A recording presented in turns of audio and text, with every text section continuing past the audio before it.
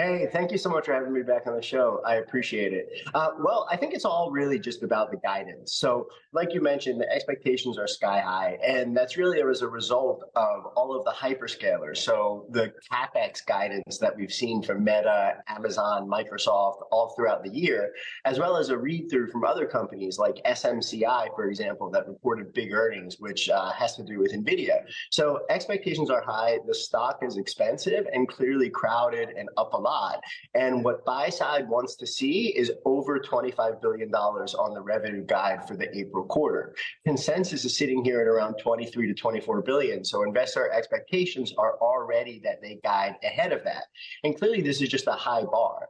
In addition, the difficult thing for Nvidia is that if they blow out the guidance too much, then you're going to have bears come in and say, look, this was a peak quarter. It doesn't really get better than that. So what investors want to see is that they clear that $25 billion bar on the guide by enough, but not too much so that there's still further upside to go after that for the bull case.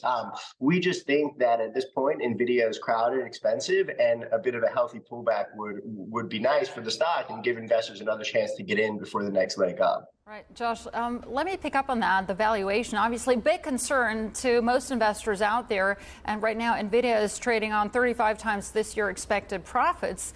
You could also argue, hey, that's very cheap compared to the fact, or considering the fact that it's going to quadruple its revenue. So do we even worry about valuation metrics here? Do we just look at the growth and get in and enjoy the ride?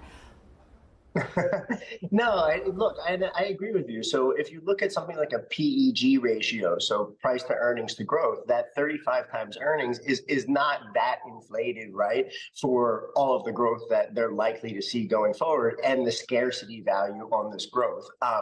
I just think that tactically, the stock, it's due for a little bit of a healthy consolidation and profit taking. And that 35 times earnings is really predicated on them hitting those numbers, right? So that 35 times earnings means that they are able to beat and raise pretty much every quarter throughout the rest of this year. And I think that the point is that it's just more difficult for them to surprise people. But like you said, yes, this is a market leader that's not going anywhere. No matter what happens this quarter, there's a positive catalyst coming up in March, as there's the big GPU conference that's coming out, and people expect that Nvidia is going to release a new chip there. So you could kind of see bulls buying the dip here. I think with the pullback of the stock over the past day, yesterday, and whatever we see today, it has de-risked it a little bit. And the valuation is high, but not absurd. And I think that that's what marks the difference between Nvidia now and like something like a tech bubble that we saw in 2001. So, it's not a crazy number,